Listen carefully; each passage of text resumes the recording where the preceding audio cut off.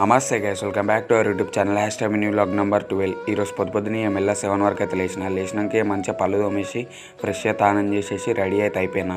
ఈరోజు అన్నం తినే వరకు 8 అయితే అయిపోయింది. 8 వరకు అన్నం తినేసి 8:15 వరకు అయితే కాలేజ్కి అయితే బయలుదేరిన. ఈ సాయంత్రం కాలేజ్ నుంచి 6 వరకు అయితే ఇంటికి రిటర్న్ అయిపోయినా.